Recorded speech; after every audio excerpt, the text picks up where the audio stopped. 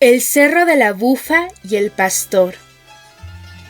Oh diosa del alba, que sea escuchado tu canto portentoso te pido, y sea ya de esta pluma, para que de la leyenda nebulosa sean extraídas las historias que han de ser contadas, de la ciudad encantada, o de su enjollada réplica, que yace durmiente en una de las cuevas que asoma sus fauces en el paisaje guanajuatense.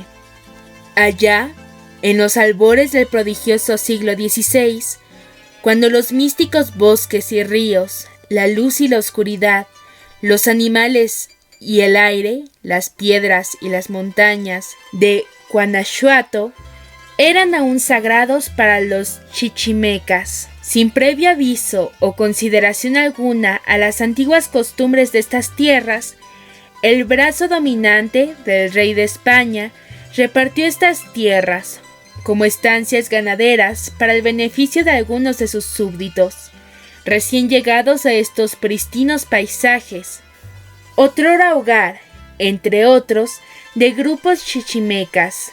Más de un asombrado pastor castellano, en sus paseos por los alrededores de la montaña más vistosa de Guanajuato, quedaron, a partes iguales, admirados y prendados ante la hermosura de la diosa del alba.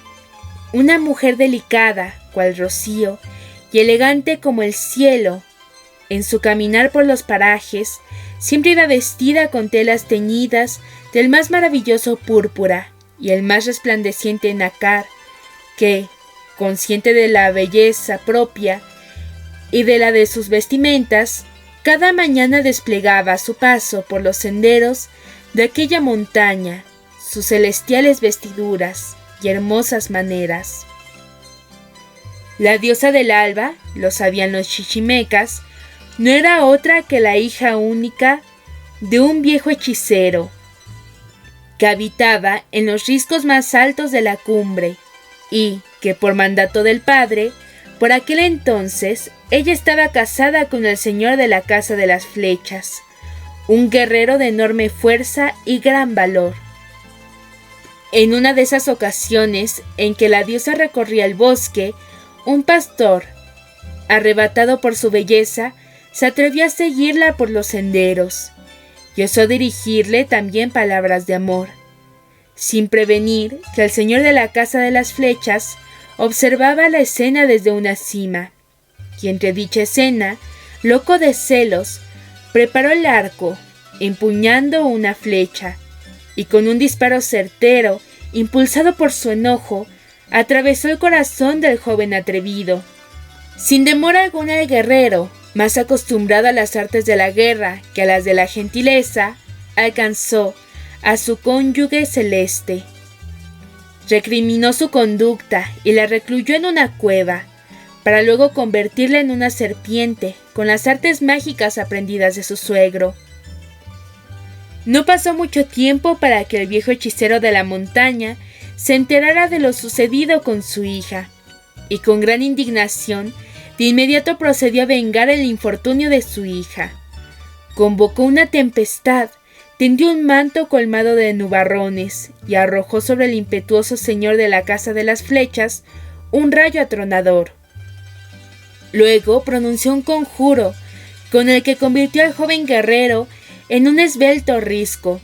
A poco de quedar por completo convertido en roca, el ofuscado marido prorrumpió una maldición para la diosa del alba, con la que no dejaría de ser serpiente hasta que encontrara un enamorado que le escuchara y la sacara del territorio que por derecho le correspondía. Los años pasaron, y a pesar del poder del hechicero, este no fue capaz de poder romper el hechizo que había sido conjurado contra su hija. La ciudad minera de Guanajuato fue cobrando vida y al mismo tiempo belleza, una belleza que el hechicero miraba con tristeza, ya que su hija no podía gozar de ella. Debido a ello, ideó una forma de compartirle a la diosa del alba las extraordinarias visiones de la ciudad, construyendo para solas de ésta una copia en miniatura de la ciudad, hecha de oro y piedras preciosas. Cuando más bella la ciudad de Real, la miniatura se tornaba más sublime. Corrían ríos de zafiros, las aves volaban en un cielo de turquesa, iluminado por un disco de oro.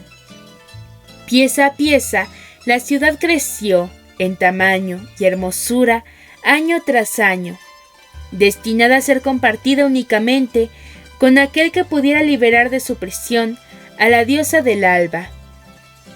Los años pasaron, y aunque se rumoraba de que la ciudad la acechaba una serpiente parlante, la historia del hechicero y su hermosa hija se fue adormeciendo en la mente de los habitantes.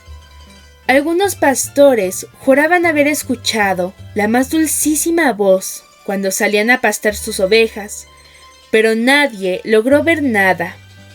Fue así que llegaron los últimos años de la Nueva España. En un modesto hogar de campesinos, en una pequeña planicie casi perdida entre el muro de montañas que rodeaban a la ciudad de Guanajuato, vivía una familia formada, además de los padres, por un joven de casi 18 años y una niña de 9. El padre se dedicaba a la alfarería, auxiliado por su mujer y la pequeña.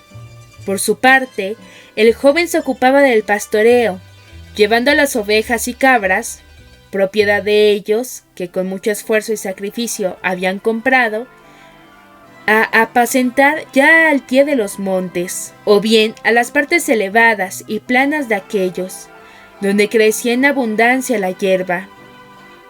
El pastor, de nombre Lorenzo, no obstante su rusticidad, era sensible a la belleza y se extasiaba en la contemplación de los exuberantes paisajes que la aurora pintaba con sus dedos de rosa, y en el mar de oro licuado de los crepúsculos. O bien, creía adivinar cantos misteriosos que el viento le llevaba desde la espesura a la hora del Angelus. Su alma, saturada de polifonía de la naturaleza, cuyos arpegios unas veces eran suaves y dulces en las gargantas de las aves, y otras sonidos horrísonos en las tormentas que él trataba de replicar en modulaciones y ritmos con una flauta de caña que con una mano maestra había construido, sentado en algún pequeño montículo, desde donde vigilaba su ganado, y de ese modo dejaba transcurrir las horas, casi inmóvil y ensimismado en el encanto del lugar, hasta la hora del atardecer, en que volvía con paso tardo, dirigiendo a sus animales hasta la cabaña. Una de las tantas veces a su regreso, creyó oír una voz que partía detrás de una roca, hacia un lado del sendero. Se detuvo, deleitado, para localizarla, pero casi instantáneamente cesó de escucharla. Atribuyó aquello a alguno de los 1000 ruidos que se oyen en la montaña, y continuó su camino. Así pasaron varias semanas, y ya casi había olvidado aquel suceso, cuando nuevamente, en el mismo sitio que la vez anterior, volvió a oír la voz, tan tierna como el canto de un ruiseñor, pero esta vez como si fuese un lamento. Se paró, puso atento el oído y entonces escuchó claramente una voz que le decía: «¡Sálvame!». Acto seguido corrió hacia el sitio de donde había salido la voz. Mas todo estaba solitario, y únicamente el viento peinaba los cazaguates y breñales. Creyó estar sufriendo una alucinación, originada por la conseja que escuchó en un grupo de viejos, quienes decían que cierta vez, al pasar por esos lugares, oyeron la voz de una virgen encantada que pedía auxilio. Satisfecho con esa explicación que él mismo se dio, se incorporó a sus ovejas. Sin embargo, un raro desasosiego había quedado grabado en su conciencia. Al día siguiente, y a la misma hora, Lorenzo volvió hacia el aprisco, indiferente a lo que le había ocurrido el día anterior. Mas al pasar por el sitio, la misma voz lo detuvo. «Lorenzo, sálvame». Veloz se dirigió al lugar y vio una hermosísima joven, con el pelo negro, suelto y la mirada suplicante, que le extendió los brazos rogándole: «Llévame lejos de este paraje, al centro de la ciudad, en donde al llegar quedará conjurado el hechizo que me tiene retenida aquí, en esta cueva». Lorenzo estaba como petrificado ante aquella cautivante belleza, como si estuviera viviendo un sueño, y la joven, adivinando lo que le pasaba al pastor, volvió a repetirle, con voz insinuante: «No pierdas el tiempo, joven intrépido, llévame contigo, y a cambio de ello te entregaré la ciudad encantada que existe entre estos montes». El joven pastor en esta ocasión no resistió la súplica, volvió hacia la joven, la cargó entre sus brazos y con vigor y una rapidez que no se creía capaz, comenzó a bajar por los vericuetos empinados y peligrosos. Durante el trayecto, agregó la joven: «No vuelva a hacer rostro por ningún motivo, a pesar de que sientas que te persiguen. No temas las voces que te amenazan. No te detengas a sus retos, a sus imprecaciones, y corre sin descanso hasta el centro de la ciudad». A poco, a su espalda, escuchó voces imperativas que lo querían obligar a detenerse, y amenazas de muerte, pero la voz acariciante de la joven lo animaba sin cesar a seguir adelante. Y él, fascinado con su belleza, no prestaba oídos al coro infernal. Ya llevaba gran trecho caminando, y las fuerzas no lo abandonaban, pero de repente sintió que algo le tocaba por la espalda, e imprudentemente volvió el rostro hacia atrás. Al punto, su preciosa carga se transformó en monstruosa serpiente que huyó por entre las grietas de las rocas.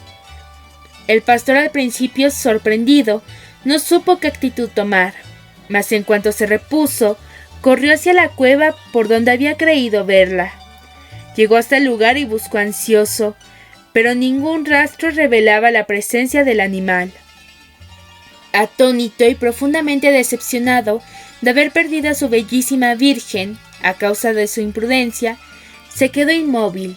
Empero de esa actitud lo sacó un ruido espantoso que se produjo a su alrededor, y una especie de tormento comenzó a sacudir las rocas, que se fueron agitando a su vista, a manera de colosal mausoleo, donde había quedado sepultada su bien amada. Entonces, con el más ferviente deseo, imploró a los espíritus de esos sitios le permitieran para siempre quedarse custodiando el sepulcro de su desdichada virgen. Y aquellos seres invisibles de las montañas acudieron a aquel ardoroso deseo y convirtieron al pastor en un enorme peñasco, el cual se conoce desde entonces con el nombre del pastor, y la gigantesca roca como el de la bufa.